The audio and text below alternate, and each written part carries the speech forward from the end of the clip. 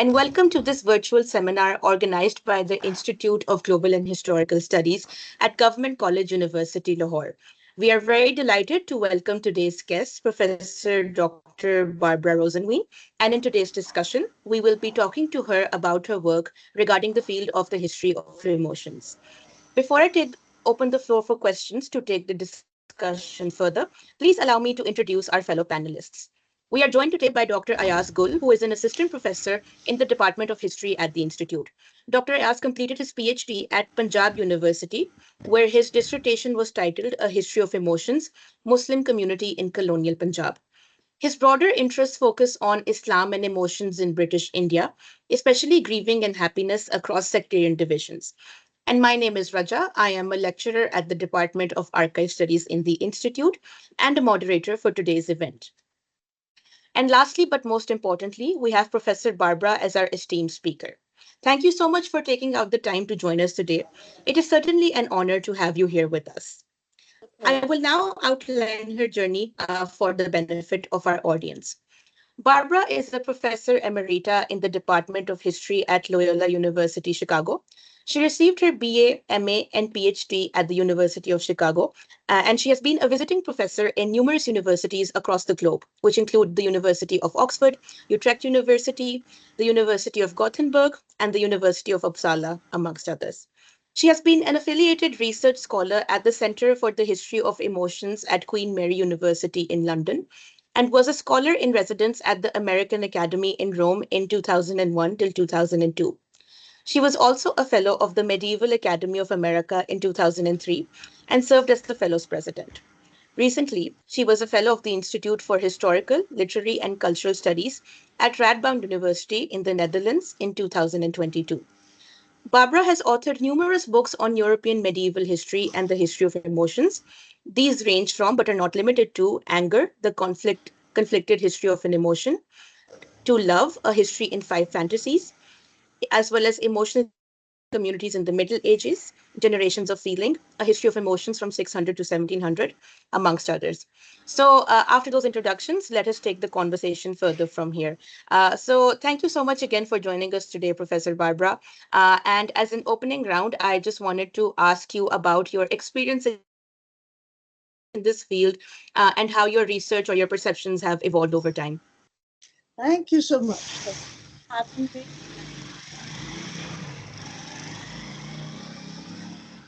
Uh, my perceptions and my thoughts about this field have evolved briefly in the following way. At first, I reacted as a medievalist to the general idea that medieval people were childlike, impulsive, and really out of control of their emotions.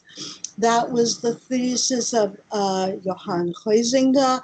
It was the thesis of Norbert Elias. It was very well accepted, and to some extent, it is still accepted today. But I felt that I knew about the Middle Ages in a way that those authors were not thinking about, and that was because of my work on medieval monasticism, because I knew that medieval monks worked very hard to control their emotions and to regulate them, and not to be impulsive, and to be quite careful about what they expressed, how they expressed their emotions. I also knew that medieval warriors were hedged about by chivalric rules, and that they too were not just going around bashing people over the head, which was the idea of the earlier thesis. So then I started to work on medieval emotions to give a alternative to the notion that it was always childlike and impulsive. But I found that I had to organize it more strictly. I couldn't just talk about the Middle Ages in a general sort of way. Uh, because there's a lot of Middle Ages and there's a lot of different groups in the Middle Ages. So I started out very small with a book uh, about the early Middle Ages. And there I talked about what has been a key concept in my work, emotional communities. That is, groups that more or less agree about the emotions that they express, how they express them, why they express them, which emotions are virtuous, which motions should be avoided. The feelings of the group might not coalesce at every moment, but you did get a certain kind of uh, consensus about the emotions that were important and the emotions that should be avoided. And with my first book, using that thesis called Emotional Communities in the Early Middle Ages, I really took a very, very restricted time in the Middle Ages uh, and talked about the enormous changes that took place in dominant emotional communities during that period of time. And then I decided I needed to expand my venue because I basically had been talking about the 6th and 7th centuries, which were very important because they are the centuries that gave historians, or at least some historians, the notion that the Middle Ages was impulsive and so what I was able to show is that the impulsivity and the violence uh, had to be seen as part of a larger picture. It was by no means a matter of impulsivity. So uh, beyond that, I decided to expand my purview. I spent a lot of time on a book called Generations of Feeling that went from the year 600 to 1700. And then beyond that, I have expanded my range to try to talk about a more general history that will even take us up to our present time. That, in a nutshell, explains how my theory, how my conceptual of my field has changed. I've also changed somewhat my, and uh, I used to expend all my energies, or almost all my energies, on the words that people used as representing the emotions that they most privileged or they devalued. But now I'm also looking more carefully at the actions, the gestures, the rituals that they engage in. So, from that point of view, my ideas have evolved over time. Thank you so much for outlining your journey for us and how it has evolved. I think let's move on to the field in general as well. So you were talking about impulsive behavior, for example. So I just wanted to ask, especially with emotions, we usually read them as, very connected to science or mostly dominated by biology as well. But your work has sort of shown it to be a more social and a cultural construction as well. So how did this shift happen from a most predominantly biological to a social or historical explanation about the history of emotions? Thank you. of course, it would make me quite satisfied to think that the field has shifted from biological to social, but I don't think that's quite the case. Um, I see the biologists, the psychologists, and above all, the neuropsychologists as dominating the field, and they allow in, uh, not unhappily,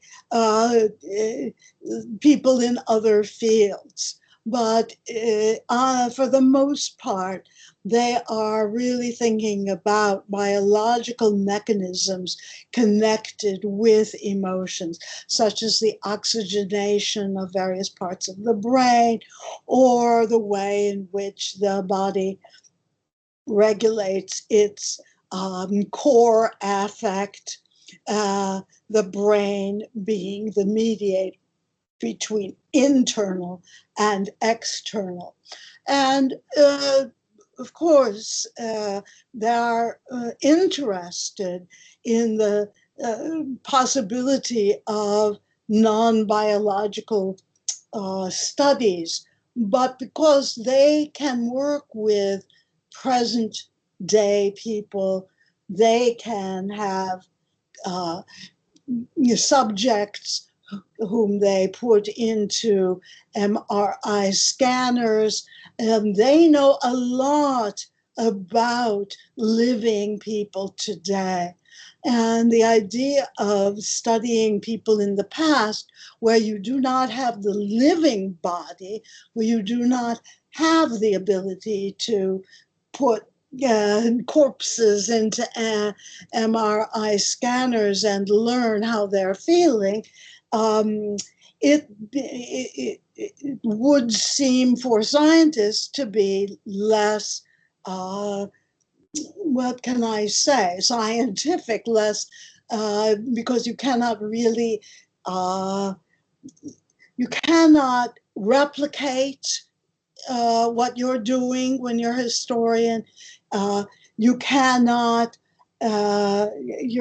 You're using your uh, instinct, historical instinct about what makes sense within a particular period of time, given a particular society.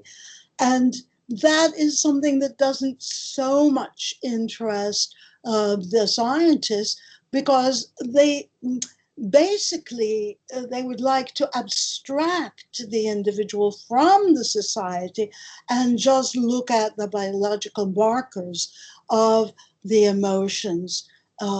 So it's a very different technique.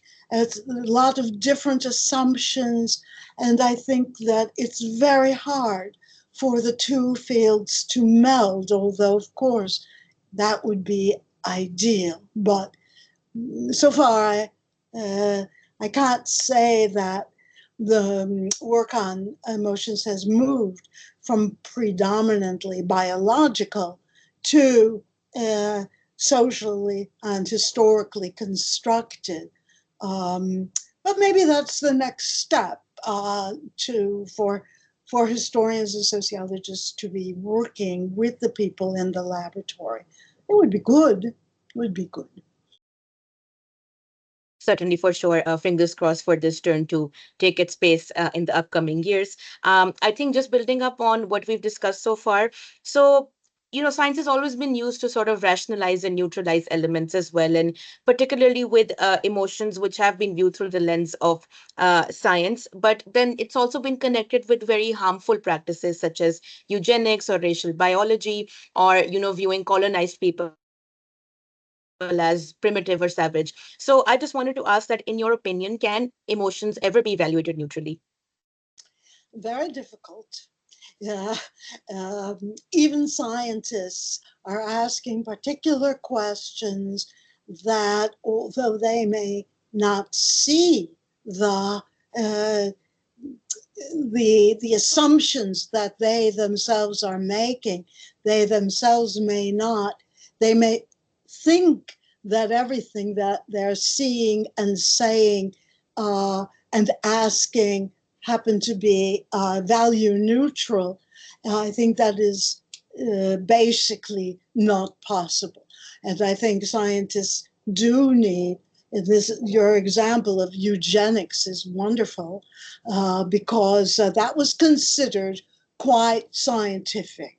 And there is, uh, you know, no, it's not the same as eugenics, but there were there was a lot of racist thought that measuring the size of the brain or measuring the size of the head or that sort of thing could tell you whether you were dealing with primitive or with civilized person. And although it seems quite value neutral, I think it is not value neutral to say that certain kinds of emotions, so called basic emotions, are always on the face, and that the psychologist can always read the emotion from the musculature of the face. This does not, it's supposed to take into account different cultural practices, but what it really comes from is an older uh, uh, thread of scientific inquiry where a man who was in fact paralyzed on his face was stimulated by electrical probes to show particular facial expressions that the researcher considered to be the essence of happiness, sorrow, disgust, and this sort of thing. And it's really a holdover from it's not eugenics, but it's the use of uh, facial expressions as the be all and end all of emotional expression. But emotions are expressed many ways, not just on the face. And there are people who today are paralyzed in their faith, and they cannot show these expressions, which are by now culturally accepted really around the world, which is why we can have emojis. To answer your question more briefly, then, no, I don't think it is possible to have an entirely value free science because scientists are part of their own society, their own cultures, their own uh, assumptions about people. By the way, if either of you would like Thank to you so much for enter that. in, okay. Oh, yeah, thank you. So I think what you've hinted at is definitely emotions being manipulated by those who might hold charge, especially in the case of science as well. So we have a similar question from Dr. Ayaz. Sir, over to you. Can you? You're muted, sir. So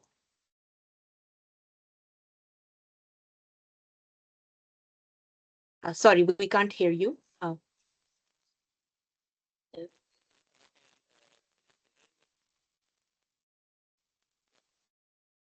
We're not able to hear you, sir. Sorry.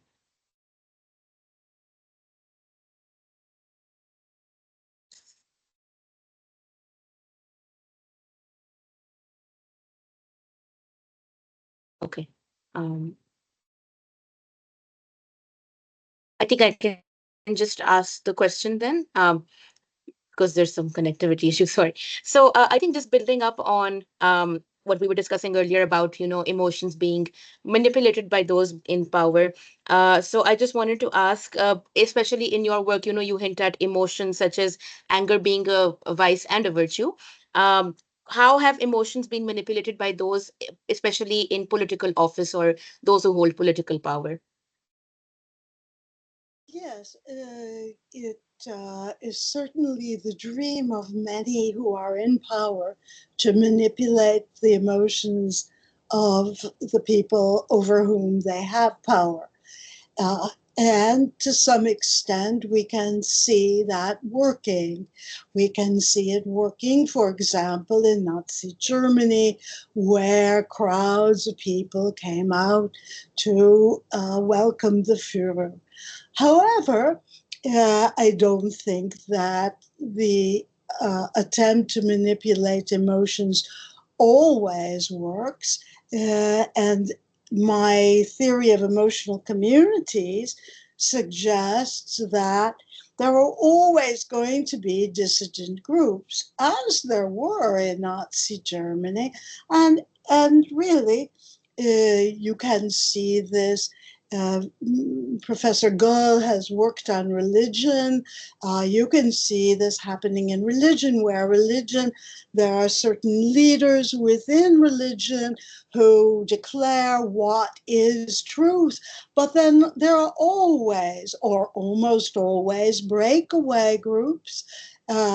They would be called heretics, of course, or something on that order by those in power. There are always breakaway groups politically.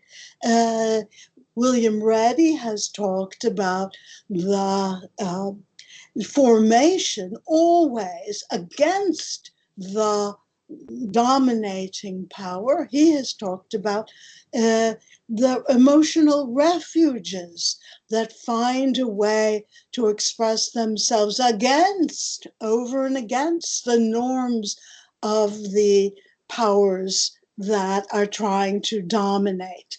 So, yes, manipulation, and yet there are always, I think, limits to that manipulation, though, of course, it can take a while for emotional refuges to form. And I think that is a very interesting um, possibility that has not really been um, explored, the delay between a manipulative emotional regime and the formation of, of emotional refuges. But I think it's always going to be the case because people can think for themselves, uh, or at least some people can think for themselves.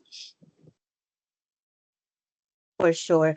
Speaking of like emotions and power, and just sort of continuing on this theme, where you have political power on one hand, you have scientific power on one hand, but then you also have the power of the patriarchy and masculinity as well. And of course, the field of the history of emotions has been, connected with gendered elements as well. But of course, things are evolving right now. And I guess my next question is mostly about, in terms of the gendered nature of emotions, how do you sort of see this evolving with the binaries being increasingly contested currently?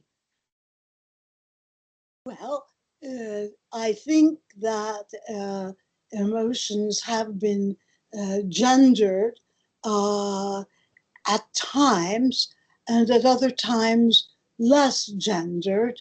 And I think that that does um, have a lot to do with patriarchal power.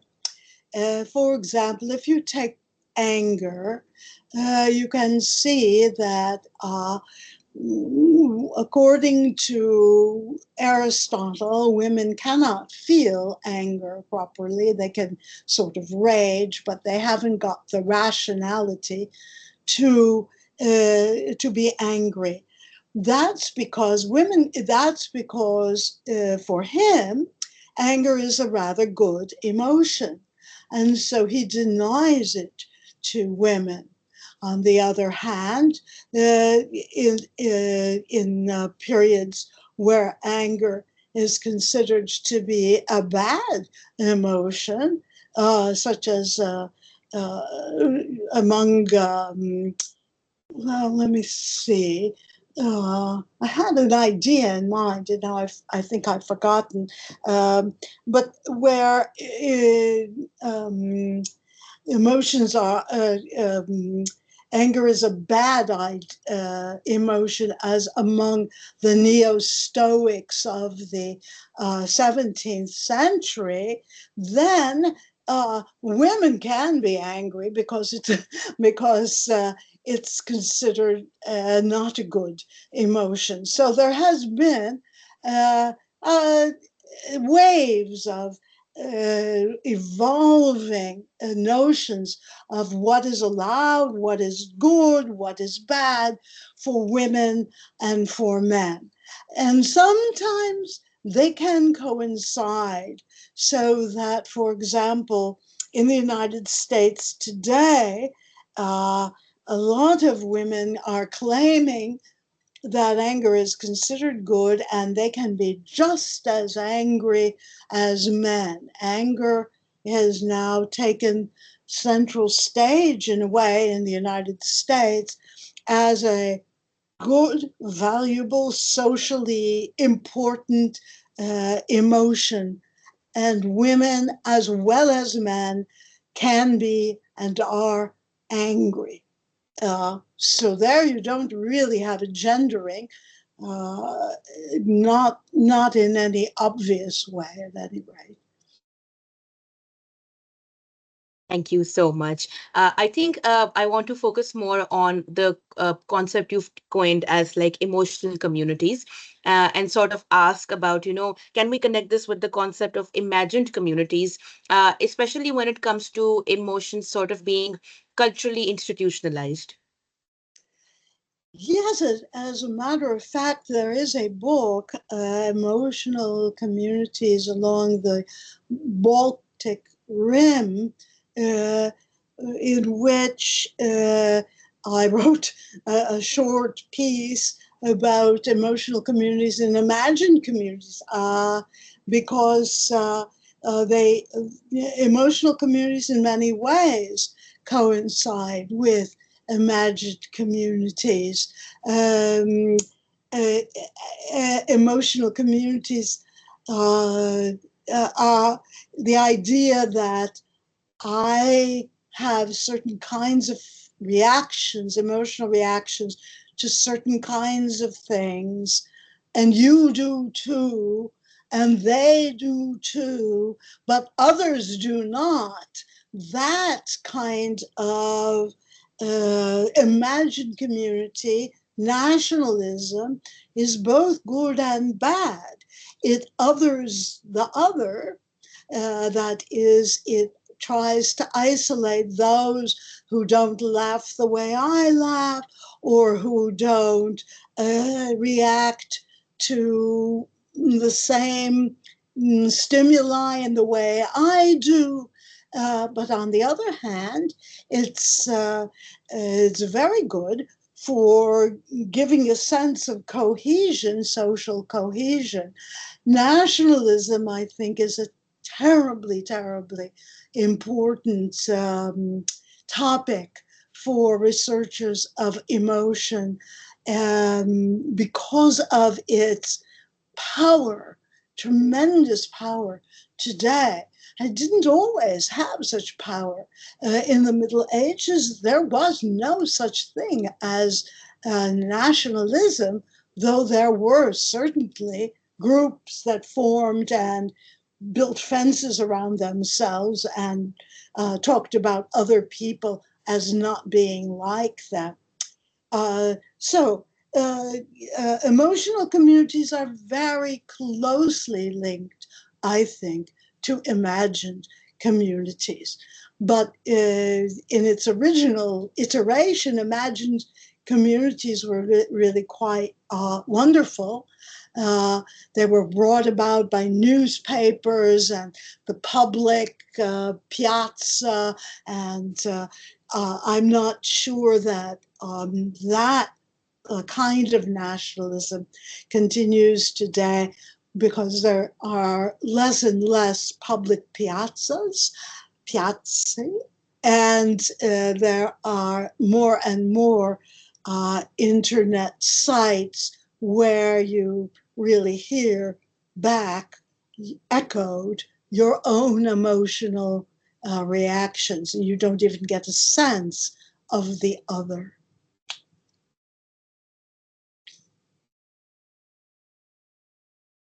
Thank you so much once again. I think building upon communities, you also have institutions that sort of sustain or promote them as well. So I just wanted to ask, how have emotions been institutionalized historically, and how have they sustained cultural institutions as well? In a way, I would say that most institutions institutionalize emotions. Uh, think, for example, um, I worked on medieval monasticism. There is an institution that institutionalizes certain emotions and uh, quite judges morally against other kinds of emotions. Think about the Stasi in Germany, all of these governmental institutions that try to police uh, certain kinds of behaviors, certain kinds of beliefs. Beliefs are very connected with emotions. Beliefs are thoughts that you hold dearly, that matter to you. And so institutions that try to police these emotions or these beliefs are themselves institutionalizing certain kinds of emotions. Religions institutionalize certain emotions and really are very, very important, I think, in the the institutionalization of particular emotions uh, that then come up against, rub up against others, and those others may be incorporated in, reincorporated.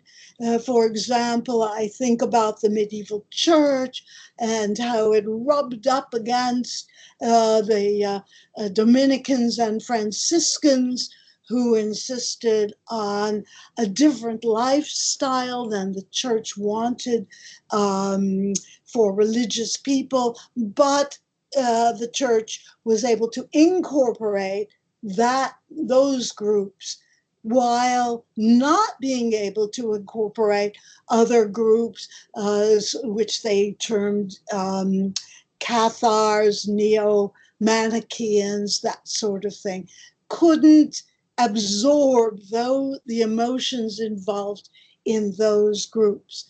So, are there any institutions that do not institutionalize emotions? That's the question I would pose for you.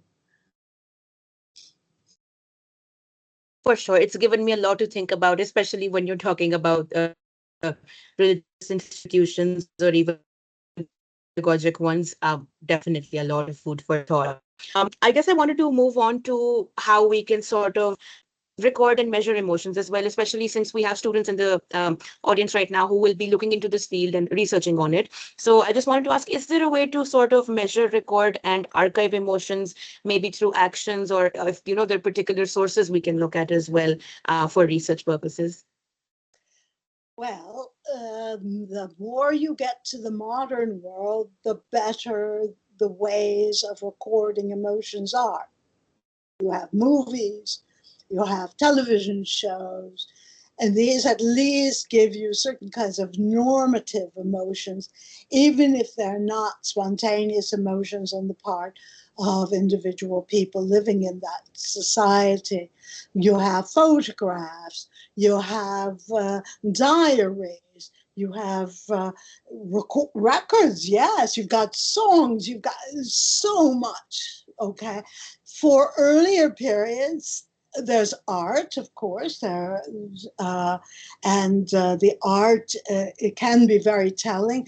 Problem with nonverbal sources, actions, for example, is that of interpretation, uh, because I may see an artwork that seems to me to show something, um, but at the time it may not have meant exactly that.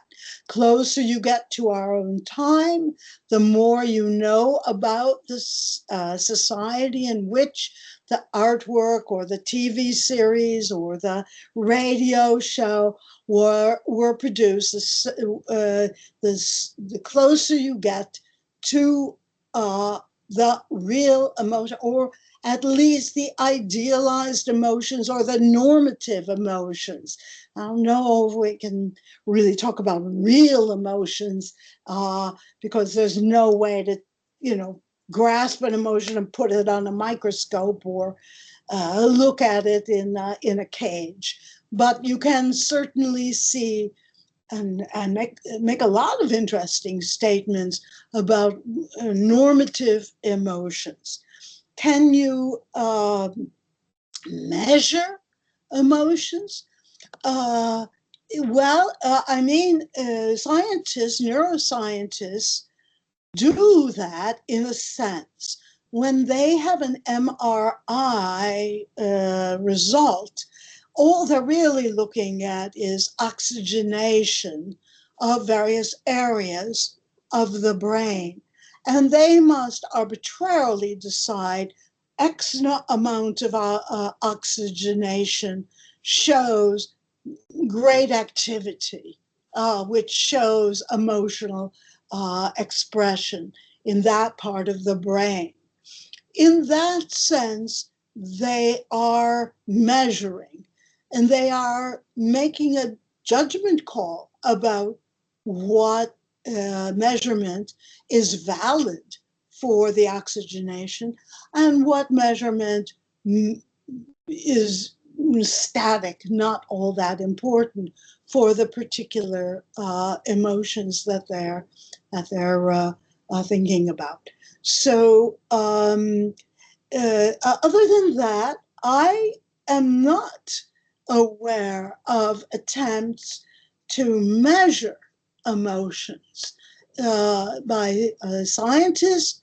By yes, you can measure an emotion. This sociologists can measure an emotion by uh, offering a questionnaire, asking, let's say, uh, a group of people who live in a old age home.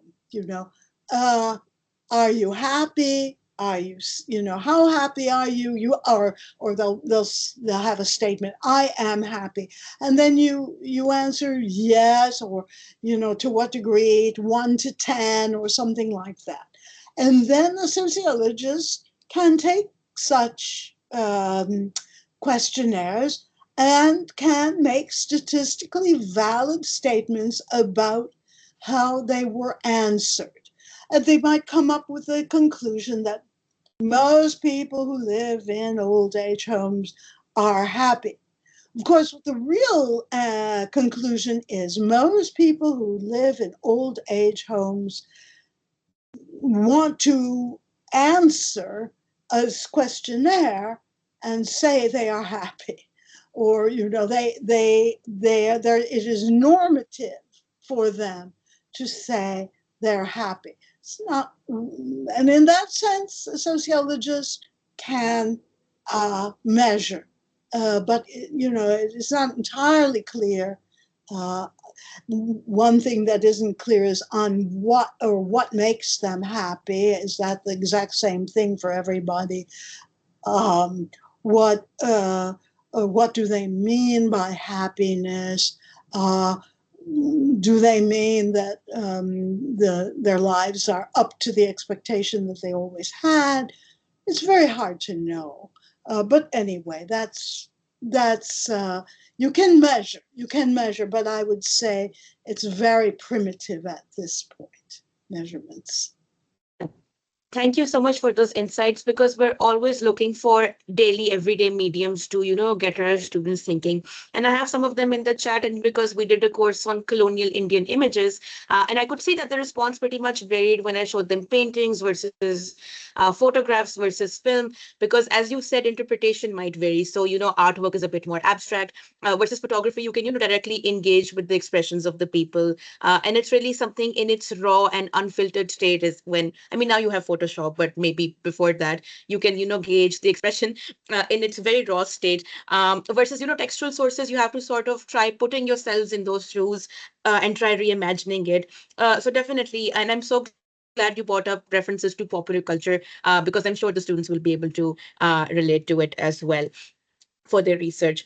So thank you for that. I guess I just wanted to ask about what you think about the future of the field. Do you see any new subfields emerging? For example, we've had memory studies, and which I have also taught in the past, and emotions of trauma and amnesia and nostalgia as well. So do you see any future directions for the field, where it's headed? Do you anticipate any future trends? Well, yes, because the future trend is affective studies, and that really is making the claim that cognition is also a form of emotion.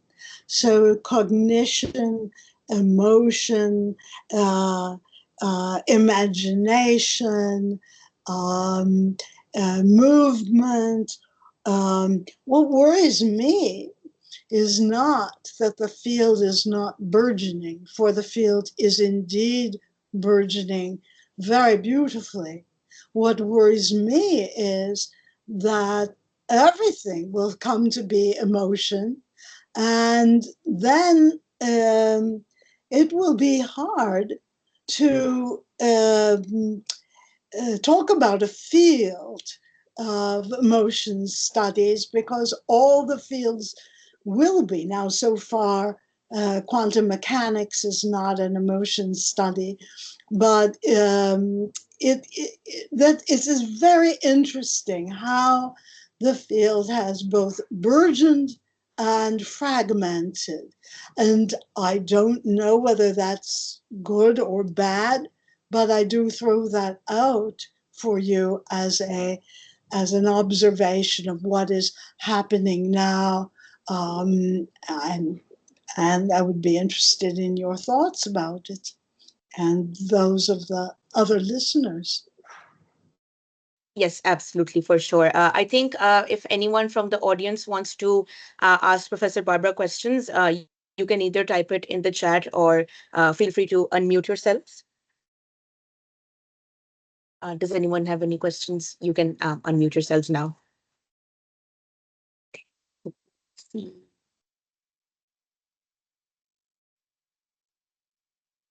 Uh, so, Dr. Az, are you able to hear us? Let- Okay. Uh, we'll just get back to him. Adila, you have your hand raised, so if you want to ask your question, please feel free to. Hi, this is Shehrbano actually. Oh, I'm okay, using my sorry. sister's laptop, so it's the very No gotcha. issues. So, Barbara, thank you so much for this wonderful and insightful lecture. I have employed your concept of emotional communities as shrine communities in my thesis, my dissertation. Most of the time, I have been asked this question that, but I have selected this emotion, particularly the weeping, that how shrine communities have expressed this emotion weeping at shrines, and how this emotions has provided in return a kind of unity and adherence among the communities. So my question is that most of the time I have been asked that why weeping? Because shrine as an emotion outlet displays a number of other emotions like nostalgia, like happiness, but why only weeping? Um, which I have answered very clearly in my thesis that in ritual performance, a weeping performance had been a very kind of legitimized emotion. The shrine communities found the expression of weeping as the most legitimate way to express it and perform at the shrine. So, but I want to hear this from you that if we are pursuing our research on the basis of one particular emotion, and we are asked that why not the other ones, what should we answer? Because obviously the as a human interaction, they are always multiple, it is always multiple layered, multi-layered, and there is always display of number of emotions. So why other, not the other one? Well, I think your insight is excellent. I absolutely see your point. The weeping is a valorized emotion. It has many meanings. You can probably, and you probably have done this, uh, looked systematically at the meaning of weeping in Shiite writings. Uh, I think that the only thing I would suggest is that you might ask at what other times uh, is weeping valorized. Is weeping valorized, for example, I'm going to throw out a thought that is probably crazy. Is it valorized at weddings? Is it valorized as at funerals? Is it Mm-hmm. valorized at birthday parties? Or Yeah, what? yeah, What? exactly. Context matters a lot. Exactly. But during my research, I have observed that in during particular performance of rituals, weeping is valorized. Yes, that's why weeping is important. But at the same time, happiness is also valorized. The same rituals also carry the happiness. For example, the ritual of Dhamal, it is kind of particular dance which is performed at the shrine. um People weep while performing the mal, that kind of dance, and they are happy, and they while they during the performance of the dance. So this is what I'm asked, that why not happiness? People are happy when they are at the shrine. But it is. Why It this particular? is. The problem is the English language, which it calls happiness one thing as if it's a bounded entity, and sadness is the opposite of it. But Yeah. imagine that those two emotions are not separate. They're not uh, bounded. There is Mm-hmm. a happy sadness, and there's a sad happiness, if I Yeah. may coin a word. And Mm-hmm. I and maybe there is a word that is being used. I'm thinking, for example, in the language of Old Occitan, which is a variant of Old French. The word ira, which in Latin just means fury or anger, but in Mm-hmm. Occitan, that very word means happy, means sad angry or angry sad. It means, Mm-hmm. Mm-hmm. could mean sad, it could mean. And I'm wondering if you can find a word that expresses what is being expressed by people at the shrine. Is there a word that encompasses the whole of the emotional experience? If not, you'll have to make up your word, like happy sadness or something like that. Mm-hmm. Mm-hmm. Okay, yeah. Okay, Thank you. thank you. Does It anyone makes else sense. have any? Does anyone else have any other questions? You can ask if you want, or you can unmute yourselves.